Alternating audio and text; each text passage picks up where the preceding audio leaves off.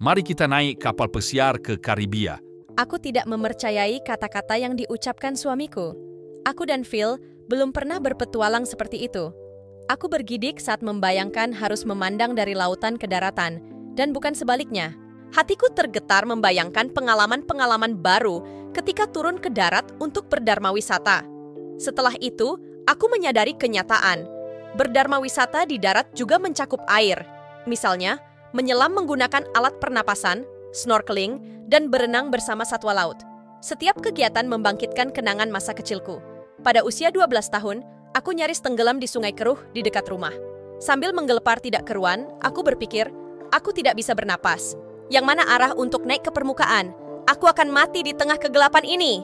Tepat saat kepanikan hendak mencengkeramku, aku merasakan lengan-lengan kuat kakakku, Leonard. Dia mengangkatku ke tempat terang. Aku menghirup udara dan bersumpah takkan pernah masuk ke dalam air lagi. Suamiku yang malang itu sangat menyukai air. Kenangan terindah Phil mencakup berenang dan berlayar. Dia bahkan pernah beberapa musim panas bekerja sebagai penjaga renang. Tunggu, Katanya, dengarkan penjelasan tentang snorkeling ini dulu. Dharma wisata 2 jam ke Villa Blanca Reef, tempat kau akan menikmati pemandangan indah terumbu karang lunak dan juga berbagai ikan tropis di air sedalam lutut. Tersedia juga pemandu bilingual untuk mendampingi orang-orang yang membutuhkan sedikit bantuan. Bagaimana menurutmu? Sedalam lutut. Aku duduk lebih tegak. Berarti aku bisa berdiri kapanpun aku mau? Suamiku tersenyum. Sepertinya begitu. Aku sanggup melakukannya. Sesudah membaca keterangan itu sekali lagi, kami mendaftarkan diri naik kapal pesiar menuju Cozumel, Meksiko, sekaligus untuk ikut snorkeling. Aku dan suamiku berkeliling di geladak, sambil mengamati gelombang sementara angin menerpa rambut kami. Di kapal itu juga tersedia spa, pahatan es, kolam renang, pemandian air panas, pertunjukan, dan acara dansa-dansi.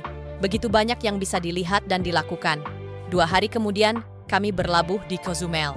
Salah satu petugas kru snorkeling mengangkat papan tanda tinggi-tinggi untuk diikuti para peserta.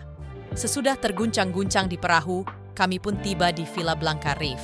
Seorang wanita memakaikan masker, sirip karet, dan pelampung kuning mirip penadah liur bayi raksasa padaku. Peralatan snorkel dipasang di sisi kanan maskerku.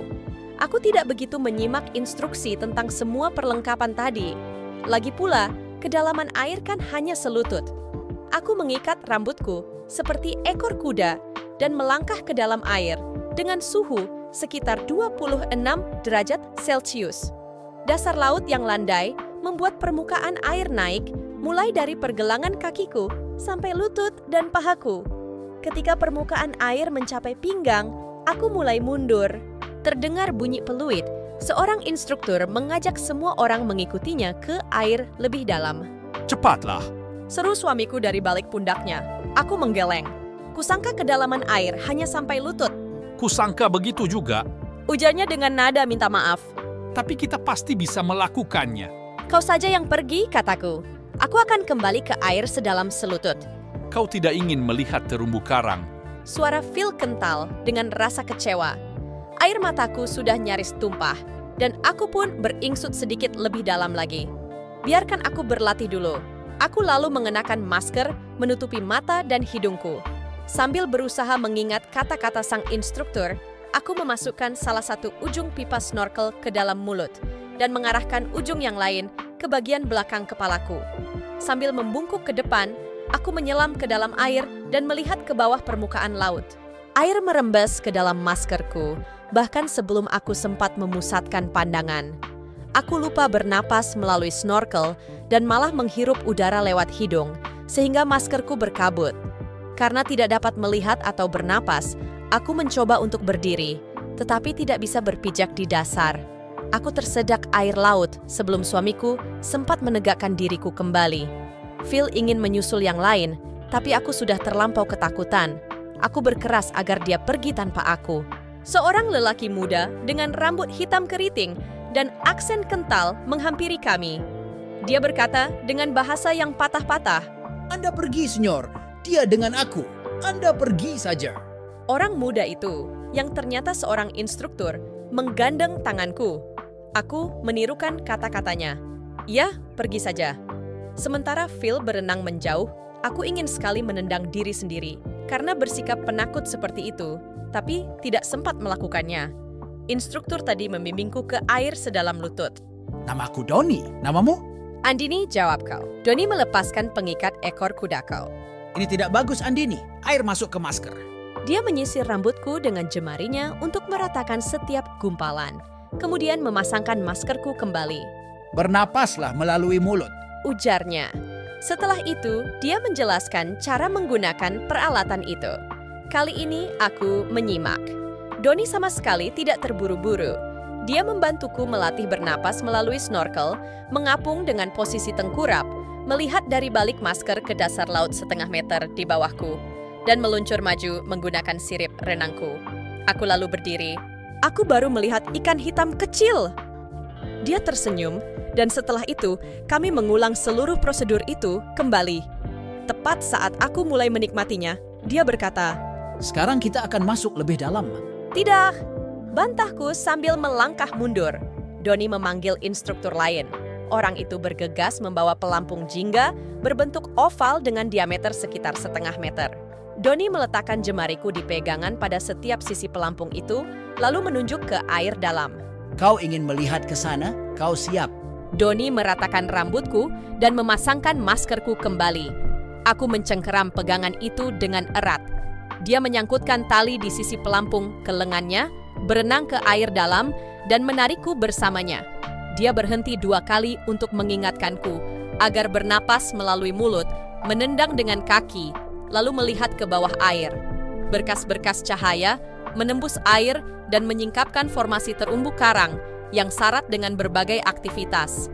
Kedua mataku beralih ke sana, kemari melihat terumbu karang, ikan damsel, bunga karang, belut, kipas laut, anemone, dan makhluk yang tidak kukenali. Ikan-ikan yang berenang di sekitarku tidak sekadar berwarna jingga, biru, atau kuning, tetapi jingga berpendar, biru menyala, dan kuning kenari. Ikan-ikan kecil, sedang, dan besar. Polos, bergaris-garis, bertotol-totol, dan indah sekali. Doni menyentuh bahuku.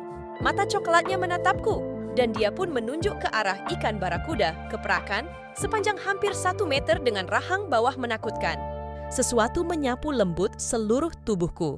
Aku berada di tengah kawanan ikan keperakan dengan garis-garis hitam dan bercak-bercak kuning. Ikan-ikan itu berenang lincah, mengejar makanan yang ditebarkan rekan-rekan Doni. Tepat di balik kawanan ikan itu, seseorang sibuk memotretku. Bahkan dengan mengulum snorkel di mulutnya, aku tahu itu suamiku yang sedang tersenyum. Demikian pula aku. Setelah berada di tepi pantai kembali, aku mengucapkan terima kasih dan memeluk Doni. Kami berpamitan dan aku menoleh sekali lagi memandang Villa Blanca Reef. Perairan yang dangkal ramai dengan para instruktur yang sedang memberikan pengarahan kepada para calon penyelam. Para pemandu itu mirip Doni, tapi tak satu pun peserta mirip denganku usia mereka. Semua belum 7 tahun. Doni telah membimbingku tanpa memperlakukanku seperti anak kecil. Kami berenang berdampingan sambil memasuki dunia bawah air yang syarat kehidupan. Untuk sesaat, aku menjadi bagian dunia yang menyimpan semua harta karunnya. Cerita ini mengajarkan bahwa terkadang kita harus mengatasi ketakutan dan meraih pengalaman baru untuk menemukan keindahan yang sebenarnya. Meskipun awalnya ragu, Andini berhasil mengatasi ketakutannya terhadap air dan snorkeling dengan bantuan instruktur Doni. Pengalaman itu membukakan pintu ke dunia bawah laut yang penuh warna dan keindahan, membuktikan bahwa keberanian dan keterbukaan terhadap pengalaman baru membawa kepuasan yang mendalam. Yuk, teman-teman, jangan takut untuk mengatasi ketakutan dan menjelajahi keindahan yang baru. Bagikan pengalaman seru kalian di kolom komentar dan jangan lupa like, subscribe, dan tekan lonceng notifikasi agar tidak ketinggalan petualangan seru berikutnya.